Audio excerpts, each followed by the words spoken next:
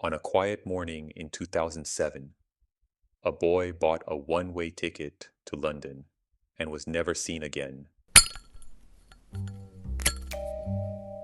In a world filled with noise, some stories are lost in silence, forgotten files, unanswered questions, lives that vanished without a trace.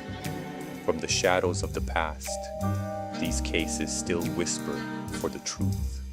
Welcome to Cold Case Archives. The disappearance of Andrew Gosden, a journey that never ended. On the morning of September 14th, 2007, a quiet 14-year-old boy left his home in the small English town of Doncaster. He told his parents he was going to school, just like every other weekday. But Andrew Gosden never arrived.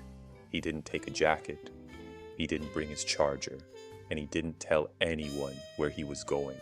What followed was one of the most puzzling missing person cases in modern British history.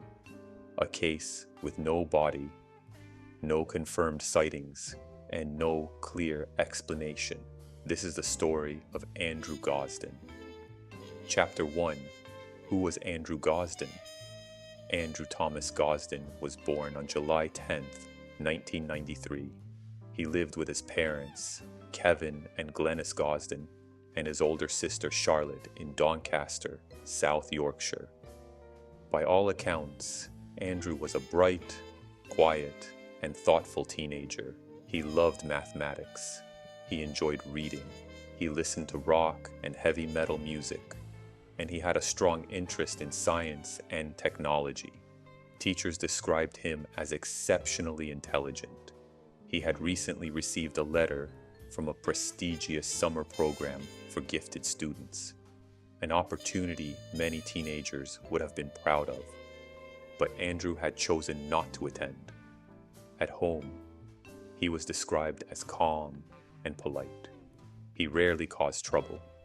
He had a small circle of friends and preferred spending time on his computer or listening to music. Nothing about Andrew suggested he was planning to disappear. Chapter 2. The morning he vanished, Friday, September 14th, 2007. Andrew woke up as usual and prepared for school at Macaulay Catholic High School. His mother had already left for work. His father, Kevin, was at home. Andrew put on his school uniform, left the house at around 8:05 a.m. and began walking towards the bus stop. But he never boarded the bus. Instead, he walked to Doncaster railway station. At approximately 9:20 a.m., CCTV cameras captured Andrew buying a one-way ticket to London King's Cross Station. The ticket cost just over £30. When the clerk asked if he wanted a return ticket, Andrew declined. He paid in cash. He was carrying a small backpack. Inside were a few personal items, including his wallet and keys. He did not bring a jacket, a change of clothes, a charger for his PSP, any form of identification. At 9:35 a.m., Andrew boarded the train. 4 hours later, he arrived in London. CCTV cameras at King's Cross Station recorded him exiting the terminal. After that, Andrew Gosden was never seen again. Chapter 3. The initial search. When Andrew didn't return home that afternoon, his parents grew concerned.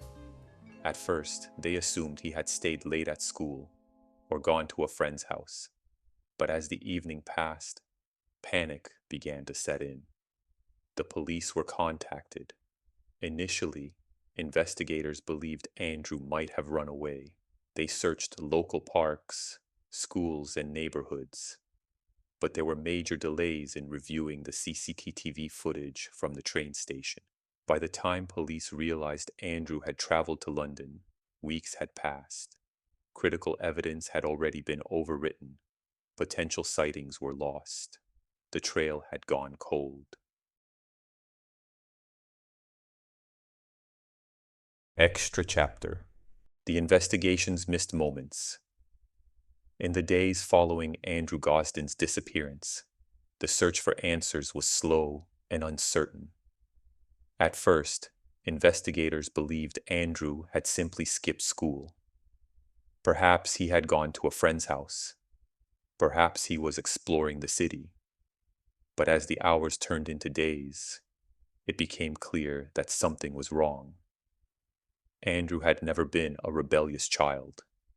He had never run away before, and he had no history of staying out without telling his parents. Yet, crucial time was already slipping away. The delay in CCTV footage. One of the most critical failures in the investigation involved CCTV cameras. In 2007, most security footage was not stored long-term. Many systems automatically deleted recordings after a few days. By the time police requested footage from Doncaster railway station, the recordings showing Andrew's arrival had already been erased. Weeks later, investigators finally discovered that Andrew had purchased a one-way ticket to London. This revelation changed everything. But by then, many potential clues were already gone. No footage from inside the train. No footage from the platform. No record of who may have been sitting near him. Only a single image remained. Andrew walking out of King's Cross Station, alone. The search in London. When police turned their attention to London, the scale of the task became overwhelming. King's Cross Station sees hundreds of thousands of people every day. London itself is a city of nearly 9 million. Tracking one teenage boy through such a vast place was like searching for a shadow in the dark. Officers checked nearby parks. They spoke to local shop owners. They reviewed what little CCTV remained. But no confirmed sightings were found. No witnesses remembered speaking to Andrew. No taxi drivers recalled a teenage passenger. No hotel staff reported a young boy checking in alone. If Andrew had been there, he had vanished without leaving a trace.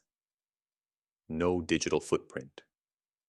As technology advanced, investigators searched for clues online. They examined Andrew's computer. They reviewed his email accounts. They looked for evidence of online conversations or secret plans. Nothing was found. Andrew did not use social media. He did not participate in chat rooms. He did not have online friendships with strangers. There were no hidden messages, no digital breadcrumbs, no virtual trail to follow. In a world where most disappearances leave an online trace, Andrew's silence was unsettling. The school letters. One detail puzzled both investigators and Andrew's family. Shortly before his disappearance, Andrew had received a letter from a summer school for gifted students. It was an opportunity to study advanced mathematics at a prestigious institution, but Andrew never told his parents about it. When they discovered the letter later, it raised difficult questions. Had Andrew felt pressure? Had he been overwhelmed by expectations? Had he been struggling in ways no one noticed? There was no evidence that Andrew was unhappy, but sometimes the quietest people carry the heaviest thoughts. Missed public appeals. In the early stages of the case, public appeals were limited. Andrew's disappearance did not immediately receive national attention. There were no major press conferences, no urgent broadcasts, no widespread alerts. By the time the case gained media coverage, weeks had already passed. The trail was cold. Witnesses had forgotten details. Memories had faded. The moment for fresh information had been lost. A case without direction. As months passed, the investigation slowed. There were no new leads, no confirmed sightings, no solid evidence. The case files grew thicker, but the answers remained thin. Andrew Gosden had become another name in the archives, another file on a shelf, another story without an ending. The family's frustration. For Andrew's parents, the lack of progress was devastating. They believed the investigation had moved too slowly, that crucial opportunities had been missed. Kevin Gosden later said that every delay felt like a door closing, a door to the truth, a door to hope, a door to finding their son. They continued searching on their own, following rumors, traveling across the country, never giving up, but the silence remained. A case that still waits years have passed since Andrew walked out of King's Cross Station. Technology has improved. Surveillance is everywhere. Digital trails are harder to erase. Yet Andrew's disappearance remains frozen in time, a moment captured by a single camera, a boy stepping into the crowd, and a mystery that still refuses to be solved. The Reginald Perrin parallel. Some theories are built on evidence, others are built on pattern, and a few are built on something quieter, on symbolism. Among the many ideas discussed in the years since Andrew Gosden vanished, one theory stands apart for its subtlety. It doesn't accuse, it doesn't sensationalize, it doesn't chase conspiracies. It looks instead to a piece of British television, a story about leaving, a fictional disappearance. The Fall and Rise of Reginald Perrin was a darkly comedic series that followed a man who felt trapped by routine, expectation, and the life he was supposed to live. One day, Reginald Perrin walked away. He left his belongings behind. He abandoned his old identity, and he began again somewhere else. The show wasn't about escape in a physical sense. It was about escape from structure, from predictability, from pressure, from the quiet weight of expectations. Why this story matters. Andrew Gosden was known to enjoy intelligent, unconventional media. Not loud, not flashy, but thoughtful. To some observers, Reginald Perrin represented something Andrew may have quietly related to. Not the act of disappearing, but the idea of choosing your own path when life feels too narrow. The theory doesn't suggest Andrew copied the show. There was no disguise, no staged scene, no reinvention. What it suggests is something far more subtle. That Andrew may have been drawn to the idea of stepping away from the life others expected him to live. The choice that sparked the theory, the reason this theory exists at all, comes down to one quiet decision, a one-way ticket. Not rushed, not impulsive, not forced. Andrew was offered a return ticket. He declined it. To some, it meant nothing. To others, it felt symbolic. In Reginald Perrin, the act of leaving wasn't dramatic. It was deliberate, calm, almost ordinary, just like Andrew's departure. A psychological parallel. The Reginald Perrin theory isn't about logistics. It's about mindset. Perrin didn't leave because he was in danger. He left because he felt disconnected from the future he saw ahead of him. The theory suggests Andrew may have felt something similar. Not fear, not crisis, but a quiet sense of distance from the life laid out in front of him. School, routine, expectations. Andrew was intelligent, introverted, and private. If he was questioning his direction, he never shared it openly. Some journeys begin in silence. The South Coast Connection. In the show, Reginald Perrin ultimately walks toward the coast. A symbolic ending that represents freedom, anonymity, and starting over. Online discussions have speculated whether Andrew's trip to London was not the destination, but the gateway. A large city, anonymous, connected by rail to everywhere else. The theory doesn't claim he went to the coast, only that, like Perrin, Andrew may have been drawn to the idea of movement without explanation, a direction without a destination, a father's reflection. Even Andrew's father once mentioned the Reginald Perrin idea, not as a conclusion, but as a question. Could Andrew have imagined stepping away from the life he knew, not to vanish forever, not to cause pain, but to breathe? It wasn't spoken with certainty. It was spoken with the honesty of someone searching for meaning in silence. What this theory is, and isn't, this theory does not suggest. A planned disappearance, a secret identity, a staged escape, or a rejection of family. There is no evidence Andrew intended to vanish permanently. What the theory offers instead is a lens, a way to interpret a quiet departure through a story Andrew may have understood. Sometimes people don't leave because they are running. Sometimes they leave because they are searching. Why people hold onto it. The Reginald Perrin theory endures because it imagines Andrew as a young man in control of his story, not a victim, not a mystery, but a person making a choice. It replaces fear with agency, speculation with dignity, and tragedy with possibility. For many, that feels easier to live with. The unanswered question. But fiction ends with resolution. Real life does not. Andrew Gosden stepped into London and never stepped back out of the story.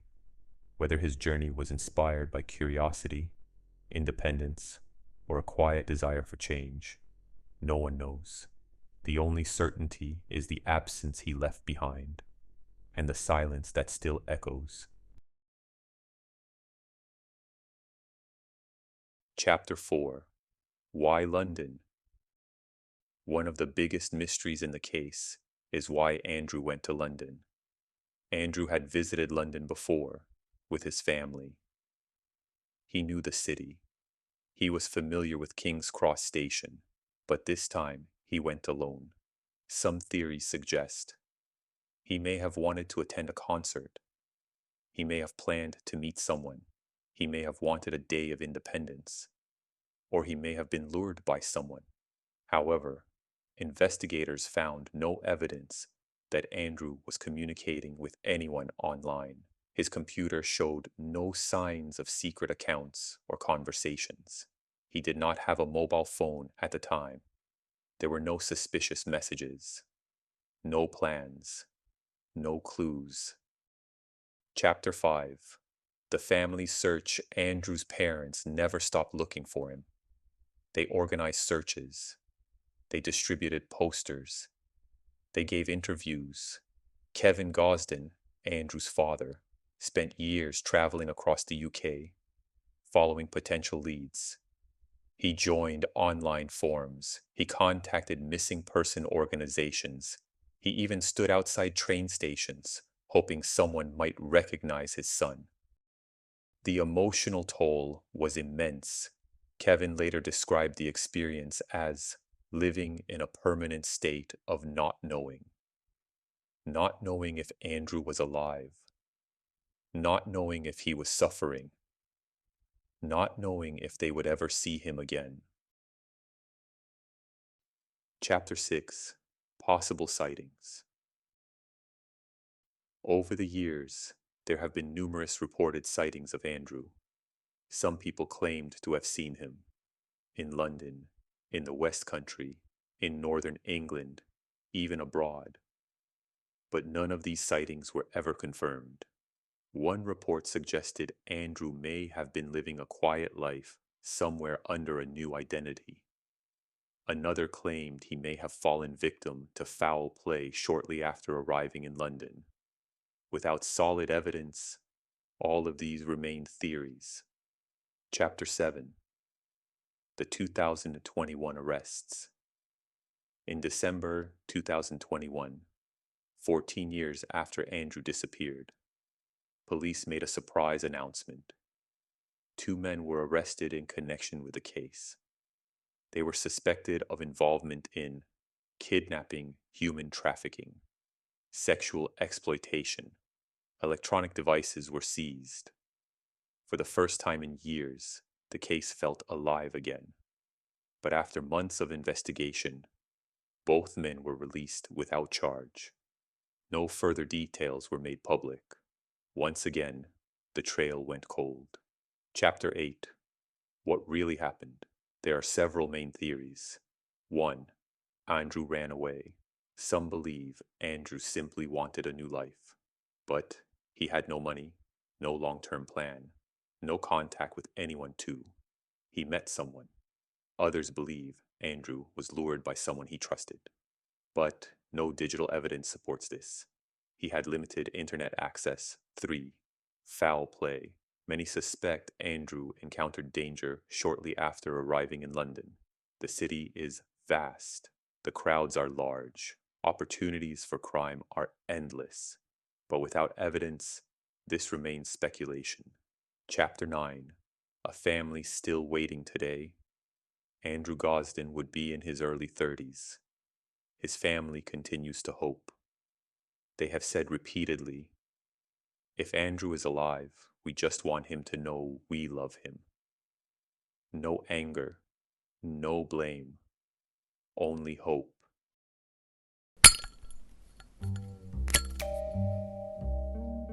Some cases are never closed.